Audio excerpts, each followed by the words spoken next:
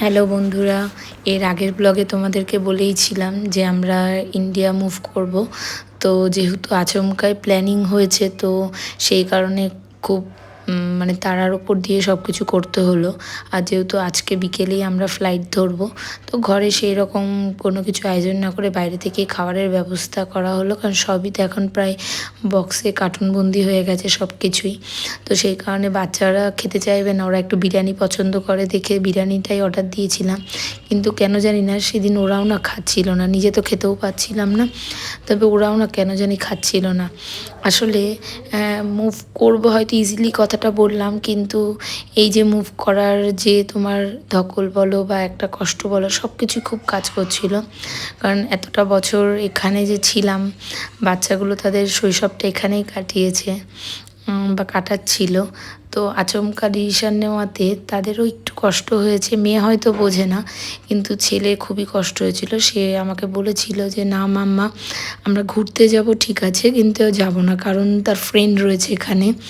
তো সে তাই স্কুলের ফ্রেন্ডদেরকেও খুব মিস করবে। তো সেই কারণেই তো যাই হোক, আমার নিজের মনে যতটাই কষ্ট থাকুক না কেন, তাদেরকে খুব আনন্দ দেওয়ার চেষ্টা করছিলাম যে না, আবার আসবো বা অসুবিধা নেই, তুমি ওখানে গেলেও তোমার ওখানে ফ্রেন্ড হয়ে যাবে। তো এই যে যেতে যেতে প্রত্যেকটা মোমেন্ট না আমি এডিটিং করার সময় কিছু বাদ দিইনি, সব কিছুই না আমি রেখে দিয়েছিলাম। শুধু আমি তোমাদের সাথে শেয়ার করব ঠিকই, কিন্তু আমার স্মৃতির পাতা এগুলো থেকে থাকবে ক্যামেরাবন্দি হয়ে। তো সেই কারণেই না আর এগুলো কিছু এডিটিং করিনি। এই যে বড় বড় শপিং মলগুলো, এগুলোই না একটা সময় হয়তো সপ্তাহে একদিন কি দুদিন আমাকে এখানে আসতে হতো। তো যাই হোক, রাস্তা হেঁটে দেখো, এটা এখন এয়ারপোর্টের রাস্তায় আমরা চলে এসেছি। তো এই এয়ারপোর্টের রাস্তাটা এত সুন্দর, এতবার এসেছি, কতবার বলেছি। হ্যাঁ, কিন্তু এই যে এইটা যে আসবো এত মন খারাপ নিয়ে কখনো ভাবিনি। তো এই যে এয়ারপোর্টটা সমুদ্রের ওপর দিয়ে করা, তো দেখতেই পারলে পাশে ছোট্ট করে এক টুকরো সমুদ্র দেখা যাচ্ছিল। তো তার উপরেই আর কি এয়ারপোর্টটা তৈরি করা হয়েছে। তো যার জন্য আর কি ইন্ডিয়ায় যাওয়া। অ্যাকচুয়ালি আমার শাশুড়ি মা খুব অসুস্থ, তো ওনাকে দেখার কেউ নেই। তো ওই জন্য আমরা আচমকা প্ল্যান করি যে না, এবার আমাদের মুভ করতেই হবে। কিন্তু যেটা মানে লাস্ট মোমেন্টে যে কারণে আমাদের খুব হয়তো তাড়াহুড়ো হয়ে গেল, সেটা হলো নিয়ে হঠাৎই অসুস্থ হয়ে হসপিটালাইজড হয়েছেন। তো সেই কারণে দেখার মতো যেহেতু ওনাকে কেউ নেই, তো আমার হাজব্যান্ডকে ওখানে যেতে হতো। তো ও বলছিল যে না ঠিক আছে, তাহলে তোমাদের রেখে যায়, আমি গিয়ে সব ঠিকঠাক করে তারপর নয় তোমাদেরকে আবার পরে এসে আমি নিয়ে যাব। তো আমি ভাবলাম যে না, সেটা করলে তো কোনোভাবে সম্ভব নয়। আবার যাবে, এসে আবার নিয়ে যাওয়া, এখানে গোছগাছ করা, সব কিছু খুবই ডিফিকাল্ট। তো সেই কারণে ভাবলাম না, যাচ্ছি যখন তাহলে সবাই মিলে একসাথেই আমরা বেরিয়ে পড়ি। তো সেই কারণেই খুব তাড়াহুড়োর ওপর দিয়ে সব কিছু গোছালাম। আর এখানে তো জিনিসগুলো জানোই, সব তো আর নিয়ে যাওয়া সম্ভব না, ওয়েটের একটা ব্যাপার আছে। তো যেই দরকারি জিনিসগুলো না নিলেই নয়, শুধু সেগুলো নিয়েই বেরিয়ে পড়েছি।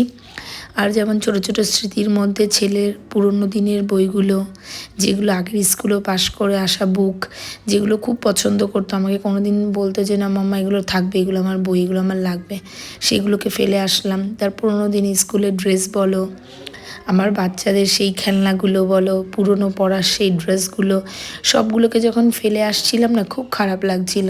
কারণ ওগুলো ওদের হাতের, ওদের নিজেদের মানে ওদের স্মৃতি, তো তো ওদের খারাপ লাগছিল দেখে আমার নিজেরও খুব খারাপ লাগছিল। কারণ আমার ঘরের কোনো জিনিসই তো আমি আর কাউকে দিয়েও আসতে পারিনি, কারণ এখানে তো ওইভাবে হয় না, সবারই কম বেশি সবই আছে, বাট সেলও করা যায় না। তো ওগুলোকে না মানে ঘরটা ফাঁকা করে দেওয়ার জন্য ওগুলোকে ফেলে আসতে হয়। তো ওগুলো যখন আমি ডাস্টবিনের বাইরেটা রেখে আসছিলাম, তো আমার খুব খারাপ লাগছিল। যেগুলো পেরেছি বাইরে রেখে দিয়ে আসছি, বাকিগুলো ঘরেই রয়েছে। হয়তো বাড়ির ওনার যে, সেগুলো হয়তো পরে ফেলে দেবে। তো সেগুলো খুব খারাপ লাগছিল যে একটা সময় আমি ছোট্ট ছোট্ট করে এই জিনিসগুলোকে তৈরি করেছি, আজ ওগুলো ফেলে দিতে হলো।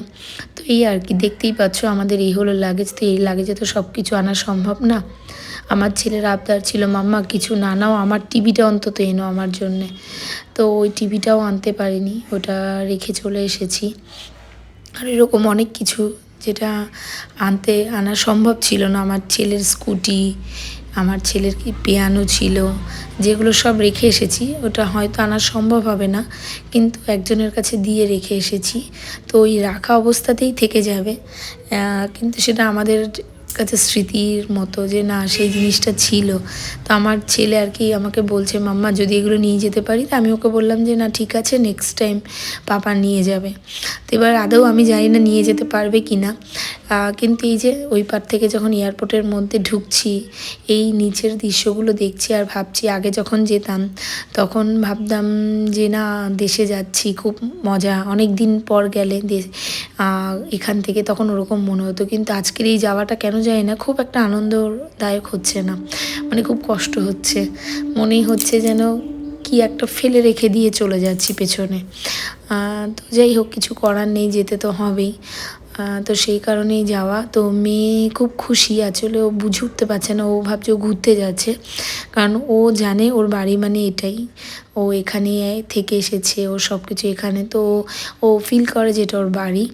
ছেলে যেহেতু বোঝে, ছেলে তো কিছুটা হলেও জানে, কিন্তু মেয়ে বোঝে না। তো এই জন্য ওকে জিজ্ঞাসা করছি, তো তখন ও বলছে যে না আমি ঘুরতে যাচ্ছি। তো এই আর কি, ওর কাছে ঘুরতে যাওয়া তাই খুব মজা আনন্দেরই ছিল। তো ছোট ছোট অনেক জিনিস যেগুলো ফেলে রেখে যাচ্ছি, সেগুলোর সাথে সাথে কিছু কিছু জিনিস নিয়েও যাচ্ছি।